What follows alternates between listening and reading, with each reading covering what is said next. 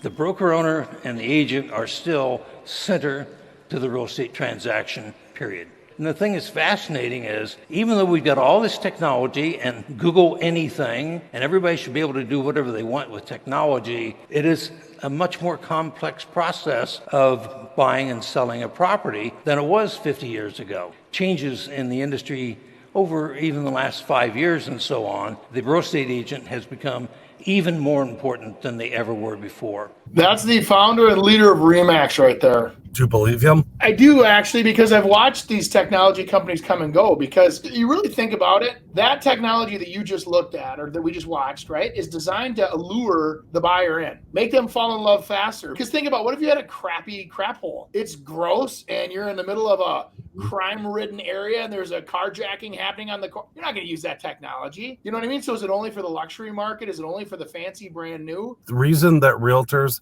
I don't think will ever go away. I think there could be a lot of them that go away, but I don't think they'll totally be extinct. The reason being is because real estate is not black and white. There's a lot of gray. When you use the internet, it's got to be one or the other kind of thing. And sometimes it's not. And there's so many different things that can happen. And I even think with that whole AI thing, it'd be more important that a realtor's involved to be able to decipher what information goes out. Because I'll tell you what, a lot of times what we try to do is we try to look at the advantages of that home and then make the challenges justify the challenges or don't really show those challenges. That whole AI thing is going to be able to say, hey, there's a great pot plant right down the street and it grows, you know, and you're going to see it. And that right down the street might be 7 miles away and you'd never even see it. But you see that pot plant and, oh my God, it's gone. I'm not going to live there, or I'm going to live there.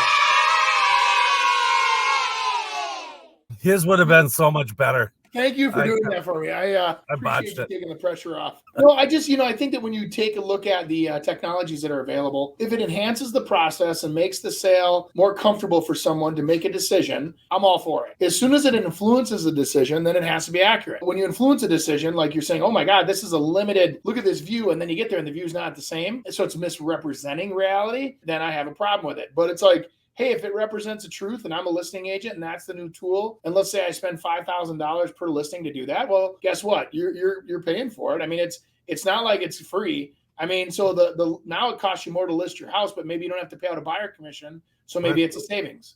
But I think this is where social media comes in, because what we have within our MLS and what we have to do and how we have to represent on MLS is not misrepresent anything. Social media and collateral materials, we can fluff that up. So we might put in a nice little sunset, green up the grass, make the water look perfectly blue, remove all the weeds from the lake. You can do that. And that's where social media kind of comes in. And the whole idea is to try to get, I think social media to me is mainly probably 75 to 80% trying to get clients, 20% trying to sell a house. It's like, how can I manipulate the audience to want me, to like me, so I sell them something versus selling my home that I have on the internet.